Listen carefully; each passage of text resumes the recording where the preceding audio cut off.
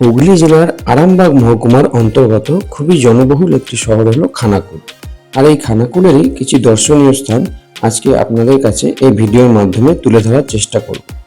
আশা করি ভিডিওটা আপনাদের খুবই ভালো লাগবে, তাই শেষ অবধি ভিডিওটা দেখার জন্য আপনাদের কাছে বিশেষ অনুরোধ রইল। খানাকুলের সব থেকে কাছের রেল স্টেশন হলো তারকেশ্বর, তাই আজকে আমরা সারাপুলি থেকে ট্রেন ধরে নিলাম হাওড়া তারকেশ্বর লোকাল। ভিডিওটা যদি আপনাদের ভালো লেগে থাকে তাহলে একটা লাইক করতে কিন্তু একদম ভুলবেন না। 1 ঘন্টার কাছাকাছি ট্রেন জার্নি করে আমরা চলে এলাম তারকেশ্বর স্টেশনে। ট্রেন এসে দাঁড়ালো 1 নম্বর প্ল্যাটফর্মে।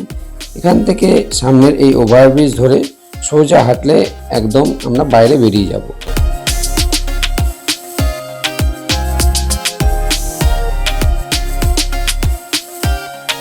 সোজা রাস্তাটায় একদম গিয়ে মিশবে বাস স্ট্যান্ডে। ওই যে দূরে দেখা যাচ্ছে একটা বাস, ওটাই হচ্ছে বাস স্ট্যান্ড। খানাকুল যাওয়ার জন্য এই বাস স্ট্যান্ড থেকেই আমাদের আজকে বাস ধরতে হবে।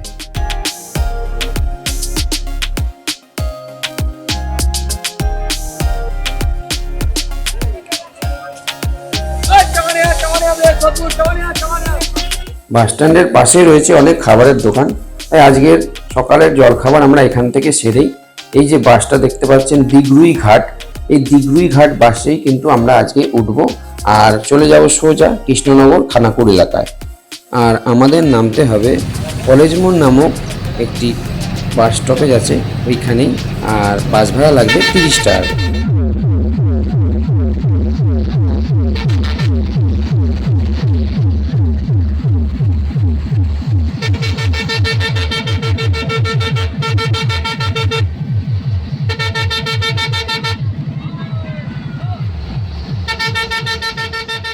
বাসে করে আমাদের সময় লাগলো এই কলেজ মোড়ে নামতে 1 ঘন্টা 15 মিনিট মতো।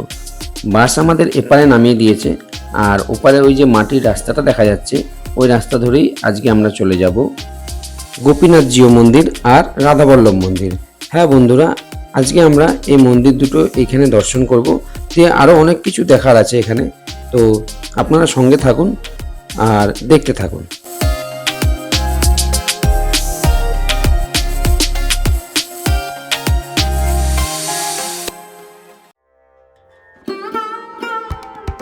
এটি হচ্ছে গোপীনাথ জিউ মন্দিরের রাসমঞ্চ।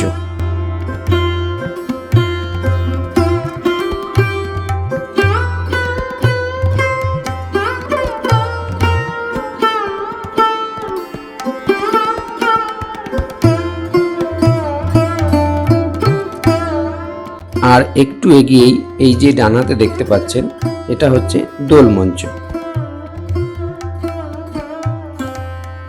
আর এই যে মন্দিরের প্রবেশদ্বারের সামনে এই সুবিশাল বকুল গাছটা দেখতে পাচ্ছেন, এই গাছটা ঠাকুর শ্রী অবিরাম গোস্বামী আজ থেকে 500 বছর পূর্বে নিজে হাতেই রোপণ করেছিলেন।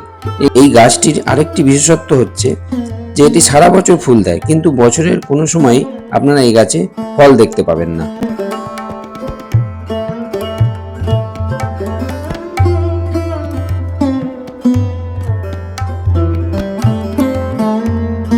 এটি হচ্ছে গোপীনাথ জিউ মন্দিরের সিংহদ্বার। তো চলুন বন্ধুরা ভেতরে যাওয়া যাক। আগে আমরা গোপীনাথ জিউ মন্দিরটা দর্শন করে নিই, তারপরে পাশেই আছে রাধাবল্লভ মন্দির, ওটাও দর্শন করব।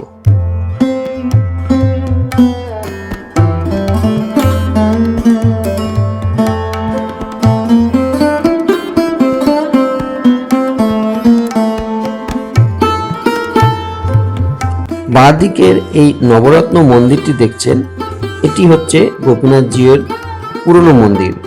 আজ থেকে 550 বছর পূর্বে ঠাকুর শ্রী অবিরাম গোস্বামী এই মন্দিরটি নির্মাণ করেন। আর এই মন্দির প্রতিষ্ঠার সময় চৈতন্য মহাপ্রভু স্বয়ং এসেছিলেন এবং এই মন্দিরকে তিনি গুপ্ত বৃন্দাবন আখ্যা দিয়েছিলেন। আর পাশের যে মন্দিরটা দেখতে পাচ্ছেন, এই মন্দিরটি নির্মাণ করেন আরামবাগের কৃষ্ণভক্ত রায় পরিবার। আর বর্তমানে এই মন্দিরেই গোপীনাথ জিউয়ের আসল বিগ্রহটি রয়েছে। আর মূল মন্দিরের সামনে এই কত সুন্দর একটা নাট মন্দির দেখতে পাচ্ছেন, 40খানা থাম বিশিষ্ট নাট মন্দিরটা কিন্তু খুবই সুন্দর। এখন যেহেতু ঠাকুরের স্নানের সময়, তাই এখন আমরা ঠাকুরের দর্শনটা করতে পারলাম না। পরে আবার আমরা যখন সব ঘুরে ফেরত আসবো তখন আবার ঠাকুরের দর্শনটা করব এবং আপনাদেরও ঠাকুরের দর্শন করাবো।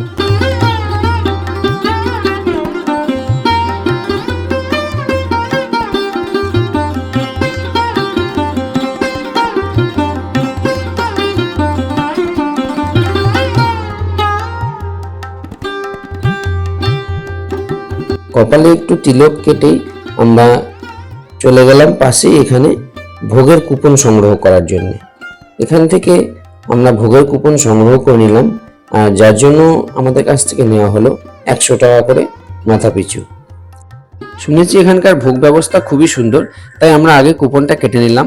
এবার আরও যে যে দর্শনীয় স্থানগুলো আমরা দর্শন করব সেগুলো দর্শন করে আবার একটার মধ্যে আমরা ফেরত চলে আসব ভোগের প্রসাদ গ্রহণ করতে।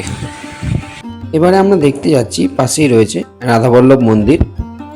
প্রায় 600 বছর আগে বাংলার মসনদে শাসন করছিলেন আলাউদ্দিন হোসেন শাহ এবং তার দরবারে কাজ করতেন শ্রী যাদবেন্দ্র রায়চৌধুরী।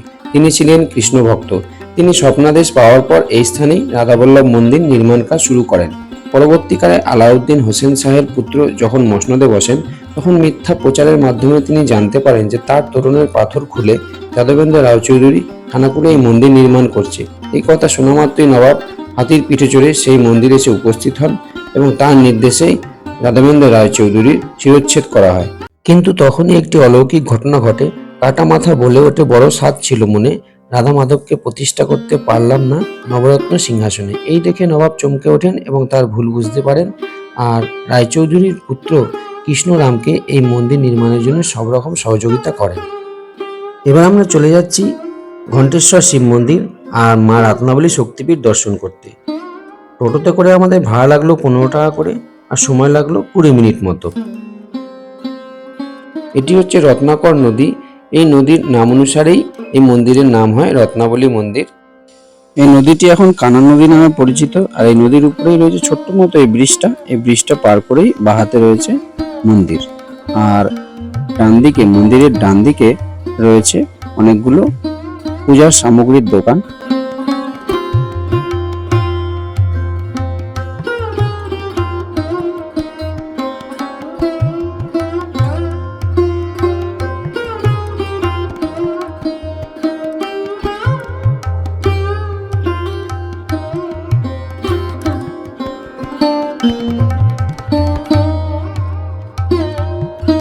মন্দিরে ঢুকেই ডান হাতে রয়েছে ছোট্ট একটি রাধা গোবিন্দের মন্দির। মন্দিরের ইতিহাস থেকে জানা যায় আগে বাবা ঘণ্টেশ্বর এখানে প্রতিষ্ঠিত হন, আর তারপরেই আসেন মা রত্নাবলী। খানাকুলোর পার্শ্ববর্তী গ্রামের বাসিন্দা বটুক কারকের একটি গরু এই অঞ্চলের একটি শিমুল গাছের পাশে এসে রোজ দুধ দিত। গরুটি কখনোই বাড়িতে গিয়ে দুধ দিত না। এরকম ঘটনা বটুক কারক যখন রোজ দেখতে পেলেন তখন তিনি সিদ্ধান্ত নিলেন ওই শিমুল গাছের পাশে তিনি খনন কার্য শুরু করবেন। আর এই খনন কার্যের ফলেই এখানে তিনি দেখতে পান বাবা ঘণ্টেশ্বরকে।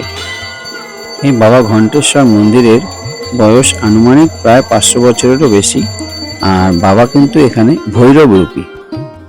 এই ঘণ্টেশ্বর বাবাকে সবাই এখানে পুজো দেয় ডাবের জল দিয়ে।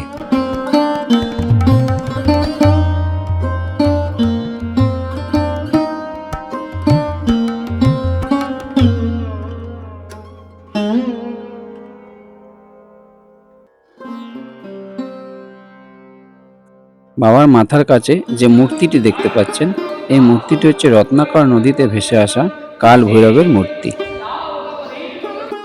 আজকে যেমন এসে বললেন ব্রাহ্মণের নাম জানা নেই, এর পরবর্তীকালে যদি আবার কোনোদিন আসেন বা কেউ যদি আপনাদের ওখান থেকে আসে আমার নাম বলে একটু পাঠিয়ে দেবেন। আচ্ছা, আমার নাম হচ্ছে উজ্জ্বল ঠাকুর, নাম বলে পাঠিয়ে দেবেন। আচ্ছা, ঠিক আছে।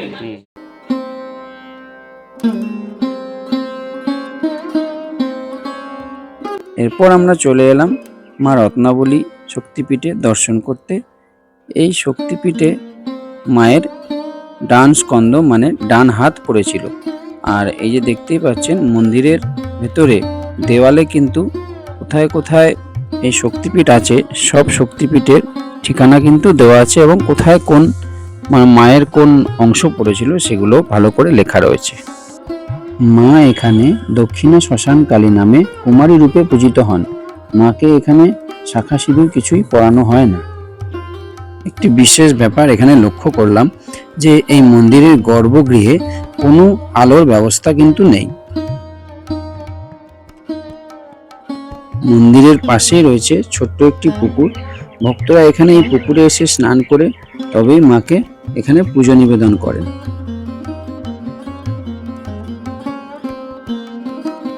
এদিকে রয়েছে ছোট্ট একটি মা ষষ্ঠীর মন্দির।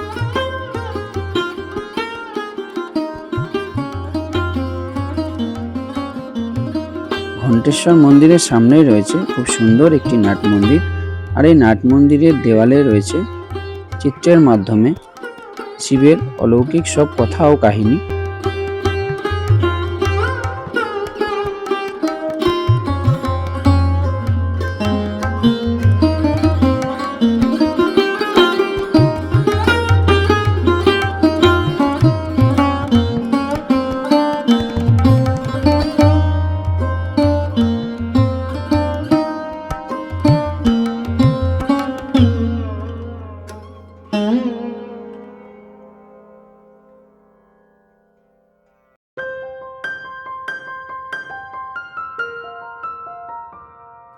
এরপর আমরা চলে এলাম রাজা রামমোহন রায়ের তৈরি বাড়ি, আর যা এখানে সবাই আমবাগান নামেই চেনে।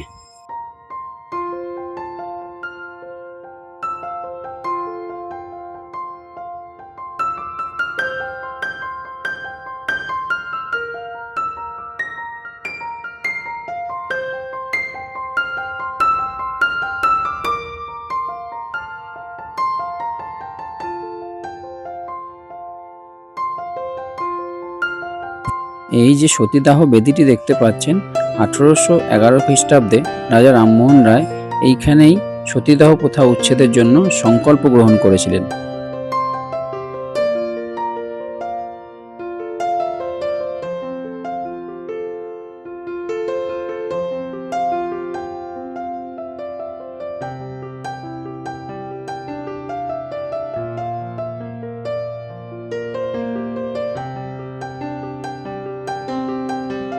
এই বাগানটি সত্যি খুব সুন্দর। শীতকালে এখানে প্রচুর লোক আসে পিকনিকের জন্য।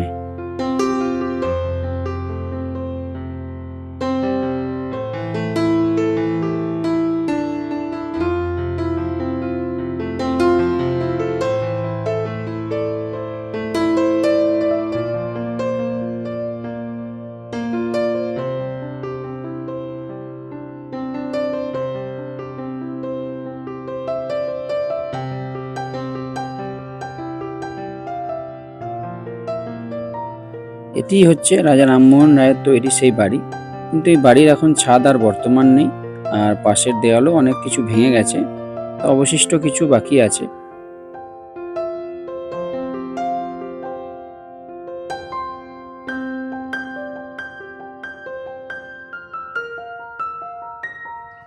আপনারা বন্ধুরা যারা আমার চ্যানেলে নতুন এসেছেন তাদের কাছে একটা অনুরোধ করব যে তারা আমার চ্যানেলটাকে একটু সাবস্ক্রাইব করে রাখবেন, কারণ আবার পরবর্তীকালে কোনো ভিডিও আসলে যাতে আপনারা সেই ভিডিওটা সঙ্গে সঙ্গেই দেখতে পান, তার জন্য নোটিফিকেশানে গিয়ে অলটা নিশ্চয়ই সিলেক্ট করে রাখবেন।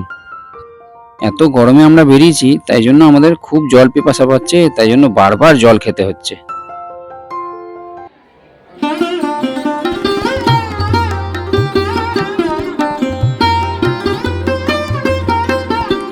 তা আমাদের সব জায়গা ঘোরা হয়ে গেছে, দিয়ে আমরা আবার চলে এসেছি গোপীনাথজিও মন্দিরে এখানকার ভোগ প্রসাদ গ্রহণ করতে। দেখুন কত ভক্ত এখানে এসছে, সবাই ভোগ গ্রহণ করবে। তো কি কি ভোগে আপনারা পাবেন আসলে সবই আপনাদের দেখাবো, তো দেখতে থাকুন।